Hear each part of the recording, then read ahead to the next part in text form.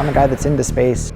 I hope we go to Mars and all that stuff. To see that get turned into a way to transfer wealth from ordinary people who are just trying to save for retirement to people like Elon Musk is just depressing. SpaceX is going public this month. It could be the biggest IPO in history. It could also make Elon Musk the world's first trillionaire.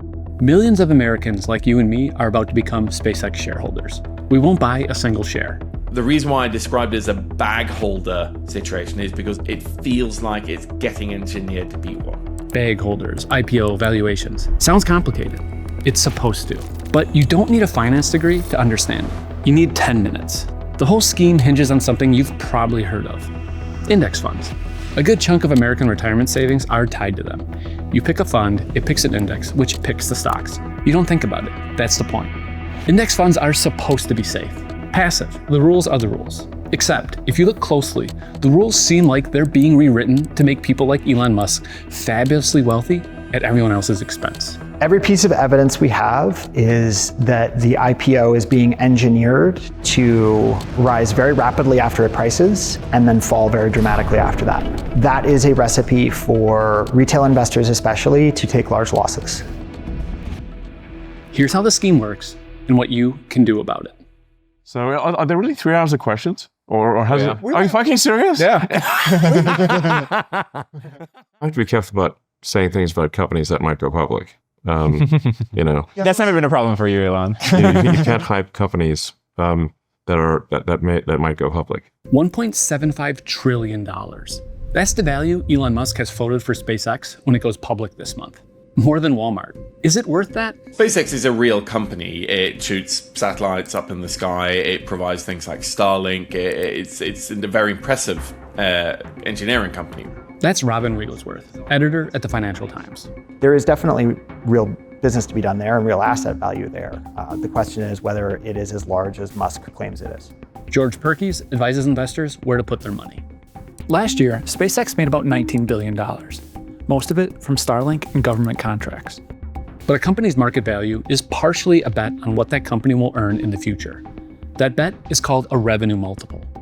Facebook went public at roughly 10 times its projected revenue. SpaceX is asking for over 50 times. The combination of sheer size and this extreme multiple is completely unprecedented. Based on the numbers that we know, that is absolutely batshit. This valuation seems too good to be true. Some investors may need it to be. In 2022, Elon Musk raised $44 billion and bought Twitter. His backers, Andreessen Horowitz, a Saudi prince, the co-founder of Palantir, and Jack Dorsey, the guy who founded Twitter in the first place. Musk renamed it X, and within a year, it's worth less than half he paid. That's a problem. There was also a solution. AI was hot. Musk owned an AI company, so he merged X into XAI.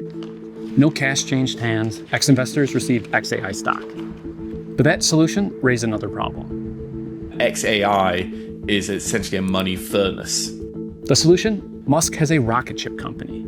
He uses it to buy XAI. Again, no cash exchanged. 3 companies, 2 mergers, $0 actually paid. Everyone who helped take Twitter private now holds SpaceX shares. Now, SpaceX isn't just a rocket company that sells internet. According to Musk, it's the future. Data centers in space.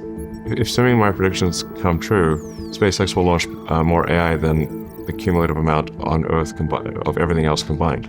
I see no evidence that it's a viable business opportunity. There are far too many physical challenges with doing this. But the value has to hold, because so far, no one has been paid. Investor shares are only worth something on paper.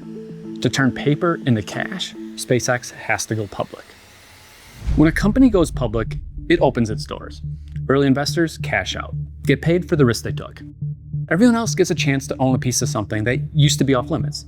It's called an initial public offering, or IPO for short. It is a very normal part of a company's evolution and life cycle. There isn't just Twitter investors here. SpaceX's original investors took a big risk. Peter Thiel, Palantir's other co-founder, Google, and Andreessen Horowitz. But SpaceX's IPO is anything but normal. In a typical IPO, 90% of shares go to institutional investors, pension funds, banks, insurance companies. Regular people get 10%. SpaceX says they're changing that. 30% to ordinary people, Main Street, not Wall Street. When you see an IPO give a far larger allocation to ordinary investors, it's usually a sign that they can't get professional investors to buy it at that price. The price is nuts. And if you can't sell it to professional investors, well, you sell it to unprofessional investors who don't know any better. If people want to invest in SpaceX's IPO, that's their right. The problem is Musk found a way to make people invest in SpaceX whether they want to or not. How? Index funds. The index fund is one of the rare examples of the finance industry coming up with something that lines the pockets of ordinary people and not Wall Street itself. An index is a list. Someone decides which companies go on it. A fund is a basket. Someone builds it to mirror the list. When a company gets added to the index, every fund mirroring it has to buy shares. Not because they think it's a good investment, but because the rules require it. Index funds have both outperformed the vast majority of active managers in every market in every country over any time frame in the long run. Thousands of indexes exist. Nearly a third of American stock is tied to one of them. One of the most popular tracks the NASDAQ 100, the 100 biggest non-financial stocks on the NASDAQ exchange. Under NASDAQ's index rules, SpaceX isn't eligible to be included in the NASDAQ 100. New companies have to wait up to a year. It's called seasoning. Seasoning a stock is just the process of having it trade publicly for a while.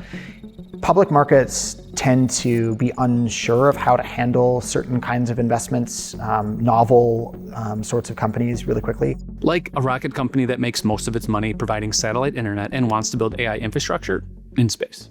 If Musk could change that rule, he could trigger mandatory buying of SpaceX stock by every fund that tracks the index. This spring, NASDAQ changed their rules. This document outlines the proposed changes to the NASDAQ 100 index. The most important, a fast entry rule. If a huge company goes public, it gets into the index in 15 trading days. No seasoning. There was a public comment period. Wall Street was for it. They say companies are more mature now, and these changes allow the index to better represent the market. The opposition came from regular investors concerned about buying unproven companies at high prices. But the rule change isn't the goal. The goal is what the rule change enables, a plan with 4 different steps. Like everything, the price of a stock is based on supply and demand. How do you increase the price? 1. Artificial scarcity. Most IPOs offer 15 to 20% of their shares to the public. SpaceX, less than 5. 2. Of those shares, retail investors get 30%, or up to 3 times the normal allocation. Remember, Main Street over Wall Street. Combined, a bunch of demand and a small supply. That means a higher than normal price. 3. 15 trading days after the IPO, SpaceX enters the NASDAQ 100. Any index fund tracking the NASDAQ 100 now has to buy SpaceX. You have this wall of money coming from index funds that it has to buy no matter what the price. Turbocharging the price. Step 4, let early investors cash out. There are restrictions on this, a lockup period. Same idea as seasoning. The people who know the most aren't allowed to sell until the market has had time to actually figure out what the stock is worth. According to SpaceX's own IPO filing, Elon has to wait a year. But some early investors can begin cashing out before the standard 180 days. The people buying as the price rises? Retirement savers, through index funds. The people selling? If history is any guide, the original SpaceX, Twitter, and XAI investors. I like to stay optimistic when I can, but the setup there is for some pretty abusive market manipulation. Legal, probably. Ethical, doubtful. And in fact, absolutely not. None of this works without NASDAQ changing the rules. Musk made sure there was an incentive to do so. NASDAQ is both an index provider and an exchange. Ben Schifrin spent 18 years at the Securities and Exchange Commission, which oversees the stock market. It kind of used to be the case that the exchange wasn't really supposed to be this for-profit money-making entity, but now it is. 2 stock exchanges compete for every major listing, New York and NASDAQ. For the NASDAQ stock exchange, having SpaceX is a big win. You want big, prestigious tech companies to go public there, and the New York Stock Exchange wants them to go public on the New York Stock Exchange. SpaceX was the prize. Musk knew it. According to Reuters, Musk conditioned where SpaceX would list on one thing: fast-track SpaceX into their major index. It's all gravy for NASDAQ. SpaceX pays NASDAQ to list their stock. The real money is somewhere else. all the data and trading fees that they then sell over time, year after year, to other trading firms, to asset managers. NASDAQ changed a rule that shapes trillions of dollars in retirement savings. No regulator approved it. If an index wants to change how it's going to include certain stocks in that particular index, that is not something that has to be approved by the Securities and Exchange Commission. Upwards of $30 trillion is being directed by a process that's effectively self-regulated. I think at some point we are going to have to say that these are incredibly influential investment advisors in practice, and they should be regulated and supervised accordingly. Because it's not just SpaceX or NASDAQ. You can see how, one index provider getting the ball rolling would perhaps lead other index providers to follow. You've probably heard of the S&P 500. It's the most powerful index in the world. Bloomberg reported the S&P is considering its own version of what NASDAQ just did. They'd shorten the seasoning period, and they'd let the largest companies in without ever showing a profit. The reason isn't a mystery. OpenAI and Anthropic are both expected to go public this year at massive valuations. Neither is profitable. There's no regulator watching. The only check is the index provider's own internal comment process. NASDAQ just ran one of those. When I asked NASDAQ if the change was made because SpaceX demanded it, and if there's a conflict of interest in being both an exchange and an index provider, NASDAQ never answered the conflict of interest question, but did say that the rule change reflects how markets have evolved. The consultation, they said, followed industry standards. The S&P is running the same playbook on the biggest index in the world. Their comment period is open. It closes in early June. Anyone can submit a comment, including you.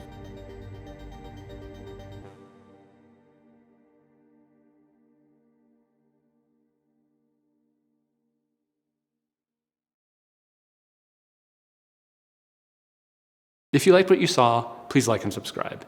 And if you have ideas for future coverage, please leave them in the comments.